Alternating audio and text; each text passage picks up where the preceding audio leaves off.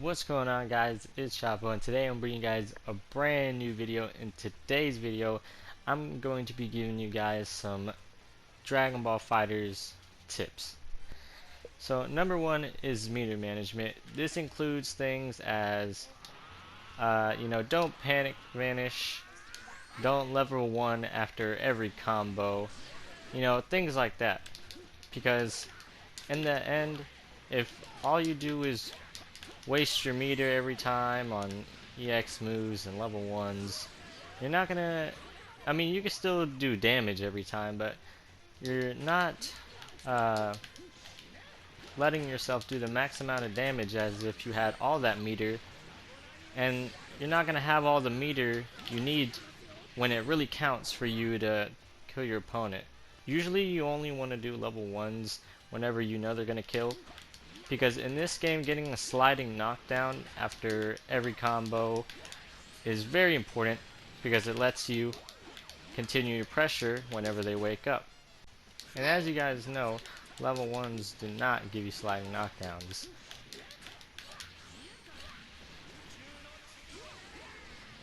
As you can see, you basically just return to neutral right after you do a level 1. And level 3s, as you guys should know, they all give you a sliding knockdown, they all give you a hard knockdown, depending on how good the knockdown depends on the level 3. As you can see, you could go for overhead, you go for low after level 3. So it's very important to keep your meter and try to only use it whenever you know it's going to kill, or if you try to confirm off a straight hit like a key blast, use a vanish to get full combo if I don't drop it. Yeah, so try to not just waste your meter just willy-nilly. Tip number 2, don't get too impatient. Don't super dash too much, reflect too much, or guard cancel too much, because eventually if you keep super dashing you will get punished. And if you guys want to know how you could be on the lookout for them, obviously you can stay planted on the ground, or just bait it with key blast, throw out like 1 or 2 to where you have enough time to 2H it. Because as you can see, if you reflect too much, this is what I do with base Vegeta to reflect bait, eventually you will get punished. Tip number 3, work on defense. Practice blocking. So I know you might be thinking, how am I supposed to practice blocking? Well, if you go right here to the training dummy recording settings, it's right here, when you go to training mode, you can record different block strings. For example, if you press L3 and then you just start doing a block string, whichever one you guys want to do, and then you just practice blocking against it. And right there, I got hit, even though I knew it. So you can record, you could go into slot 2 and record one for that. Oh wait, wrong thing. Like this. And then go low. And then you could play slot 2.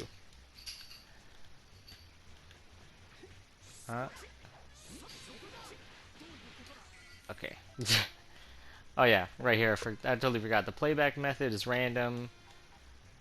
If you put it to random, it'll play the 2 recordings that you have at random.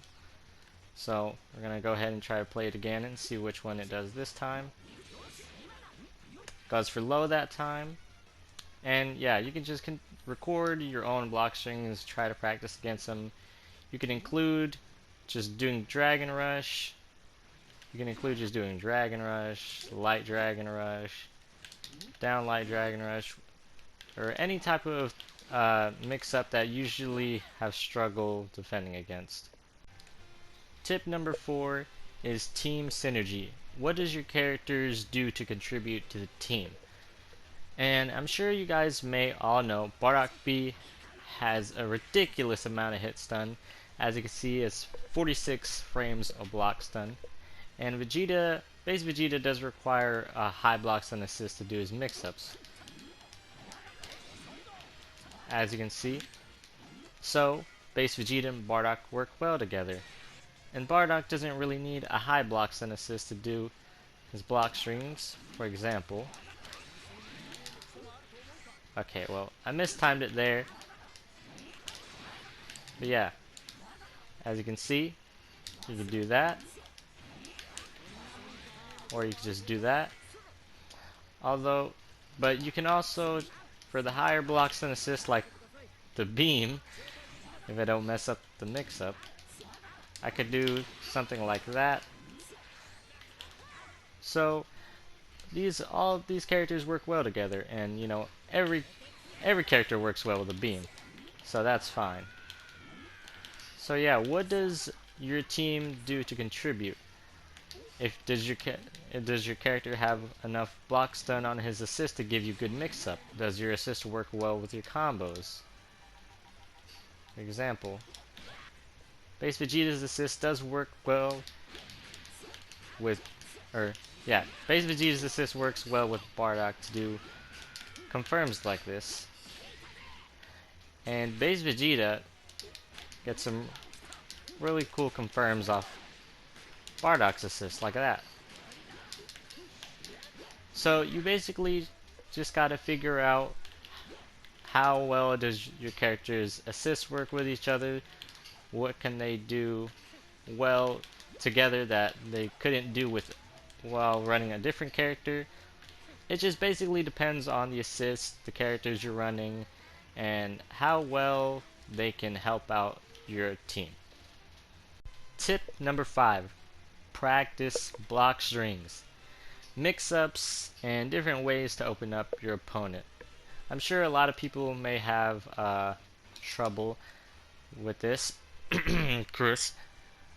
Now, if you guys want to know just a basic way of doing a block string, you just do the beginning of the standard B&B combo, the light, down, medium, special, assist, and then, I mean, this is just more towards Vegeta, but it works with any character. You just go high, or go low, or with Trunks, you could just do the flip mix off the auto combo, like that. Or with Bardock, he does his actually I don't know what that move is called, to be honest. The Raging Meteor. He does his Raging Meteor into assist, into air dash, into low. Or you could just Dragon Rush. You know, it's not that hard to practice mix-up. You just gotta find out what works well with your teams. It's basically just some sort of special attack into an assist, and then go low, or you can go, or if you don't know, if there's not really any good mix-ups, you could just do something as simple as okay, well, I messed that up. But you could do something as simple as just doing Dragon Rush. You could just, there's many different ways you could do Dragon Rush now. You could just do regular Dragon Rush, light Dragon Rush, down light Dragon Rush, or you could do cross-up Dragon Rush. You know, there's different ways you can do mix-ups. You just gotta find what works with your team. Now guys, those are 5 tips that I have for you guys for Dragon Ball FighterZ. If you guys did find those helpful, or if you need me to elaborate more on it, or on any of those tips, you could go ahead and leave a comment down below, and I'll be sure to help you out in the best way I can. Now, if you guys have any questions about Dragon Ball FighterZ, anything that you need help learning, or help practicing, or maybe you just have a question. Now, if you guys are pretty new to the game and you also need to know, if you don't understand what certain words or phrases mean when that get tossed around whenever say things about Dragon Ball FighterZ, like the terminology, things like 2M, 5M, 236H, 5H, 5S. If you don't know what any of that means, you can go ahead and check out my Dragon Ball FighterZ terminology video, and that should help you out a lot. Now that's going to be the end of this video. Hopefully this guy did help you out, and if it did, please be sure to leave a like to let me know, and subscribe if you are enjoying the videos and you would like to see more, and I'll see you guys in my next video. Bye.